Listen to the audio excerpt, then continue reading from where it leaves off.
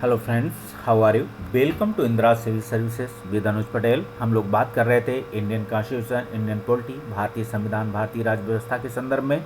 तो भारतीय संविधान का विकास कैसे हुआ आप देखेंगे।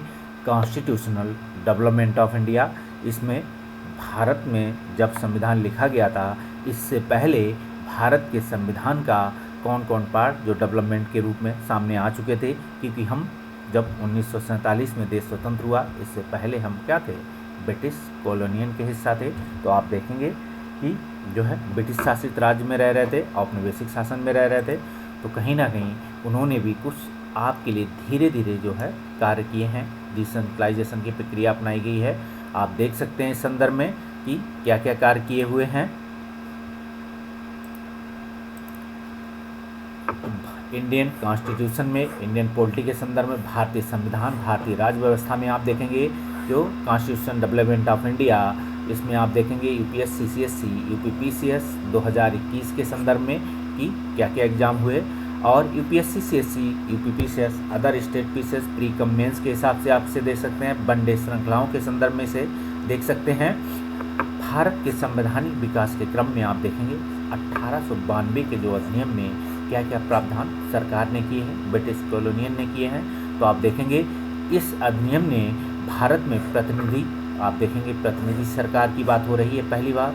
तो आप कहीं ना कहीं आप क्या होगा, रिप्रेजेंटेटिव डेमोक्रेटिक की बात हो रही है। रिप्रेजेंटेटिव, इसे आप देख सकते हैं न्यू दिल्ली।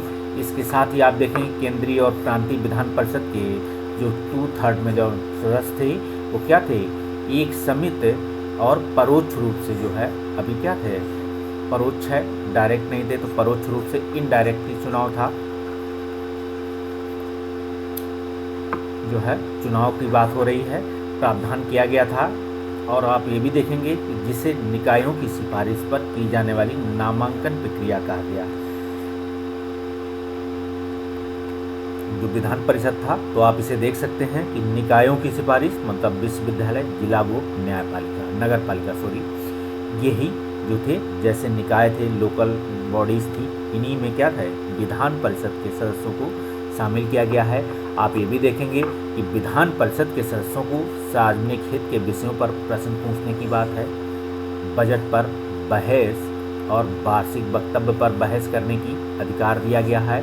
आप ये भी देखेंगे साथ में पूरक प्रश्न भी यहाँ था। 1861 में पूरक जो प्रश्न पूछने का अधिकार 1861 में ही मिल गया था, लेकिन क्या था 92 में आएंगे तो पूरक प्रश्न की भी बात हो रही है। पूरक प्रश्न के साथ क्या है, अभी बजट और वार्षिक वक्तव्य पर क्या बहस करने का अधिकार मिल गया था, लेकिन अभी मतदान का अधिकार अभी नहीं मिला था, कि वोटिंग राइट नहीं मिला हुआ था इस पे सदन में। और आप देखेंगे भारत में संसदीय प्रणाली, आप ये भी देखेंगे संसदीय प्रणाली की प्रक्रिया अपनाई जा चुकी थी, ये भी प्रचलन प्रारंभ हो चुका था।